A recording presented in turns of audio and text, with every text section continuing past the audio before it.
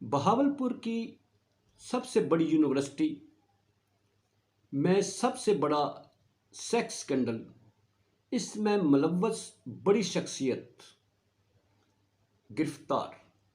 पाकिस्तान की तालीमी दरसगाहों में हो क्या रहा है, इस पर आज का व्लॉग इसी पर।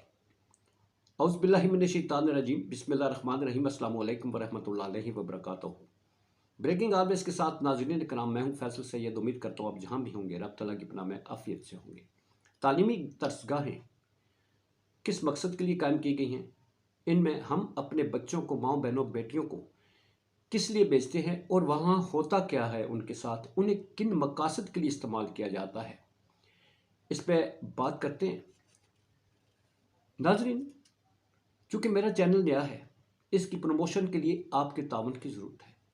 अगर आप सब्सक्राइब कर देंगे और बेल आइकन का बटन दबा देंगे, एक तरफ हमारी प्रमोशन हो जाएगी और दूसरी तरफ हमारी और आपका इंटरेक्शन जो है वो ऑनवर्ड कंटिन्यू रहेगा। बहुत शुक्रिया। नाज़रीन, आते हैं इस तरफ कि हमारे पाकिस्तान में हो कर है। कहने को ये इस्लामी जमहूरिया पाकिस्तान है। हमारे इस प्यारे वतन में हमारे अवाम के टैक्सों से बनाई गई एक यूनिवर्सिटियाँ, तालीमी अदारे, सब कुछ होता है और अवाम ही के अखराजात पर वहाँ पर जो ड्यूटी पर मामूल तालीमी दरसगाह और इसमें जो वहाँ तालीम व तरबियत के लिए मामूर उसातिज़ा और स्टाफ होता है, वो हमारे ख़र्चे से, आपके ख़र्चे से, गरीबों की जेबों से जाता है। और वहाँ पर हमारी माओ बहनों बेटियों के साथ क्या होता है, क्या इसलिए हम भेजते हैं? क्या इसीलिए हमारा मुल्क जो है इस्लामी जमहूरिया पाकिस्तान इसलिए नाफिज ये मर्ज वजूद में आया था? कायद आज़म ने इसलिए वहाँ से इज़्ज़तें बचा कर जो है एक अलग वतन बनाया था जिसमें इज़्ज़तें महफूज होंगी, जान महफूज होगा और आपका माल महफूज होगा। और इसकी हिफाजत के लिए हमारे जो ये बने हमारे अदारे हैं वो इस पर मामूर हैं, वो हमारी हिफाजत फरमाएंगे। बहावलपुर इस्लामिया यूनिवर्सिटी है नाजरीन, उसमें एक बड़ा सेक्स स्कैंडल होता है। पुलिस नाके पर होती है और वो शख्सियत गिरफ्तार हो जाती है। बहावलपुर जो पुलिस है वो नारकोटिक्स यानी मंशात की कंट्रोल के लिए वो मुख्तलिफ जगहों पर छापे मार रही है। ख़ासकर तालीमी दरसगाहों में जो ये एक धंधा है उसे रोकने के लिए सख्ती से अमल किया जा रहा है। बहावलपुर जो पुलिस है ये बगदादुल जदीद थाना है जी, और इसकी हदूद में ये यूनिवर्सिटी आती है। वो थाने के लोग नाके पे होते हैं, मगर पुलिस कहती है हमें पहले से इतला थी कि ये यूनिवर्सिटी में एक शख्सियत है, वो आइस भी फ्राहम करती है, नारकोटिक्स में मुलव्वस है। दूसरा, उनके खिलाफ और शिकायतें, अब शिकायतों पे आते हैं। नाका लगा होता है बगदादुल जदीद जो है वहाँ का पुलिस स्टेशन, वहाँ पर एक गाड़ी आती है, उसको रुकने का इशारा किया जाता है। वो गाड़ी रुकने की बजाय वहीं से मोड़ने की कोशिश करते हैं तो पुलिस पीछा करके उन्हें रोक लेती है। जब तलाशी लेती है तो वहाँ पर जो ड्राइविंग सीट पर शख्सियत मौजूद है उसकी तलाशी लेती है तो जेब से आइस बरामद होती है 10 ग्राम। उसके पास 2 मोबाइल होते हैं, वो भी तहवील में लिए जाते हैं। बाकी गाड़ी की तलाशी ली जाती है। 2 शख्सियात और उनके साथ होती हैं, एक यूनिवर्सिटी के ट्रांसपोर्ट इंचार्ज और दूसरा फाइनेंस जो ऑफिसर है वो होते हैं। अच्छा जी, पुलिस अब उन्हें हिरासत में ले लेती है। जब उनसे तारफ़ पूछा जाता है तो आप हैरान हो जाएंगे सुनकर कि जो शख्स पकड़ा जाता है, जो भाग रहा था, वो यूनिवर्सिटी का चीफ सिक्योरिटी ऑफिसर है, जिसे वहाँ के वाइस चांसलर ने कुछ साल पहले ही मुलाजमत दी थी। ये चीफ सिक्योरिटी ऑफिसर उस यूनिवर्सिटी में कर क्या रहा है, आप हैरान हो जाएंगे ये डिटेल सुनकर, और खून खोलने लगता है कि ऐसे लोगों को कैसे छोड़ा जाता है पाकिस्तान में। ये किन लोगों को यूनिवर्सिटियों में रखा जाता है, क्या कोई डाटा नहीं मालूम किया जाता? आप सुनकर मज़ीद ये हैरान होंगे, ये ना सिर्फ चीफ सिक्योरिटी ऑफिसर है बल्कि ये आर्मी से रिटायर्ड सबका मेजर है। आई समझ? यूनिवर्सिटी में रहकर ये क्या करता है? वहाँ पर जो वहाँ के पुलिस के सब इंस्पेक्टर हैं, उन्होंने एक दरख्वास्त लिखी है जिसमें उन्होंने बताया है कि ये इजाज़ हुसैन शाह है, चीफ सिक्योरिटी ऑफिसर, जिनकी तलाशी से 10 ग्राम हीरोइन और 2 मोबाइल बरामद हुए। आगे वो चलकर लिखते हैं कि इन मोबाइलों को जब खोला गया, इनकी छानबीन की गई, तो उसमें नंगी तस्वीर थी जो यूनिवर्सिटी की तलबा और उस्ताज़ा की थी, फीमेल स्टाफ की। 2 मोबाइल। नाज़रीन, आप मज़ीद हैरान होंगे कि इन दोनों मोबाइलों में तकरीबन 5000 या इसके लगभग जो हैं वो तस्वीर थी बरहना सेक्स की।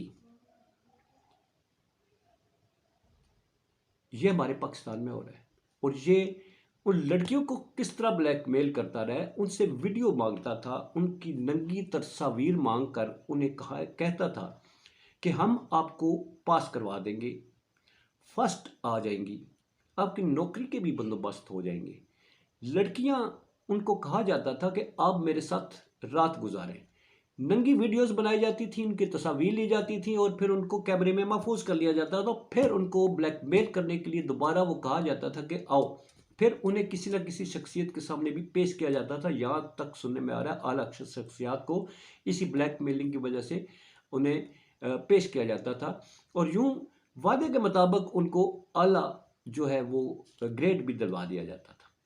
हमारी तालीम का मायार ये रह गया है कि माएँ बहनें बेटियाँ जिन पे माँ बाप जो है पैसा खर्च करते हैं उनकी तालीम पर, और वो आगे अपने जो तालीम में कामयाबी के लिए अपनी जो है वो जिस्म फरोशी पे मजबूर किया जाता है। और ऐसे दरिंदे बैठे हुए हैं जो उन्हें ब्लैकमेल करते हैं। और कहाँ है वो मरा हुआ स्टाफ है वहाँ का यूनिवर्सिटी का। और ये आप सुनकर मज़ीद हैरान होंगे कि पुलिस ने ये रिपोर्ट बनाकर भेज दिया वज़ीर आला पंजाब को। और वहाँ के जो वाइस चांसलर हैं उन्होंने वज़ीर आला पंजाब को क्या लिखा है, मौसूफ लिखते हैं कि जनाब ये हमारी यूनिवर्सिटी के ख़िलाफ़ बाकायदा प्लानिंग कीजिए, ये हमारे यूनिवर्सिटी के शोहरत को नुकसान पहुँचाने के लिए ये झूठा मुकदमा है, ये फेक इल्ज़ामात हैं, इसके ख़िलाफ़ तहकीकात कीजिए। लो जी, चोर उल्टा कोतवाल को डांटे। आपकी नाक के तले जुर्म हो रहा है, आपको नज़र नहीं आ रहा। उल्टा जब पकड़ा गया बंदा, रंगे हाथों पकड़ा गया, पुलिस की मदयत में मुकदमा दर्ज हो रहा है, पुलिस अकेला एक सब इंस्पेक्टर उसके साथ SHO हैं, उसके हाथ उसके मोबाइलों से तस्वीर बरामद हुई हैं। आप कहते हैं ये उससे बदनाम करने के लिए वो सारा कुछ है। तो नाज़रीन, से इस बंदे को, इस दरिंदे को पुलिस ने अपनी हिरासत में रखा हुआ है। इससे मज़ीद तफ्तीश हो रही है कि किस किस को ये सप्लाई करता था। उन स्टूडेंट्स, नाज़रीन एक और बात जो आती है ज़हन में, जब वहाँ पर तालीम हासिल करने वाली ये लड़कियाँ जिनसे जिस्म फरोशी के बदले उन्हें ग्रेड दिलवाए जाते हैं, ये लड़कियाँ आगे जाकर या वहाँ के जो स्टाफ है, जो फीमेल स्टाफ है, वो प्रमोशन हासिल करने के लिए क्या ये धंधा चलाएगा जिसके तहत उन्हें प्रमोशन मिलेगी। औरत मार्च में भी इसका तज़किरा किया गया और कंडेम किया गया सख्ती से। ये जुम्मे को औरत मार्च था, उसमें भी इसको उजागर किया गया है। क्या ये जो हमारी ये बच्चियां हैं, ये आगे जो अमली दुनिया है उसमें कदम रखते हुए नौकरियां हासिल करने के लिए, मुराद हासिल करने के लिए जिस्म पेश करेंगी? क्योंकि इब्तदा तो उनसे करवा ली गई है, उनकी झिझक उतार दी गई है, उनका शर्म उतार दिया गया है। तो अब रह क्या गया? हमारे मुल्क की तरक्की में क्या ये ख़वातीन आगे चल के और ये आगे कोई मयार बनाएंगी कि हम किस तरह से कुछ मेरिट बनाएंगे, मेरिट पे लोगों के देंगे? क्या ये इसी धंधे को बढ़ाते हुए आगे ऐसे लोगों को ही भर्ती करेंगी जो इन्हीं कामों के लिए उन्हें मजबूर करके उन्हें भर्ती किया जाएगा?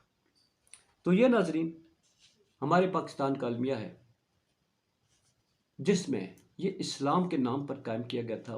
बड़ों ने बड़ी कुर्बानियाँ दी, खून बहाया और अपनी इज्जत तक लुटवा के वहाँ पर आए कि हम महफूज छत के नीचे आ गए।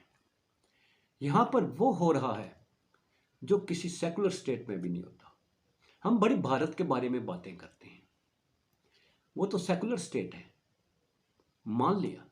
वहाँ भी इस कदर जो है वो कुछ नहीं हो रहा जो यहाँ हो रहा है। 4 दिन पहले कराची में 6 लड़कों ने एक लड़की की इज्जत लूट ली।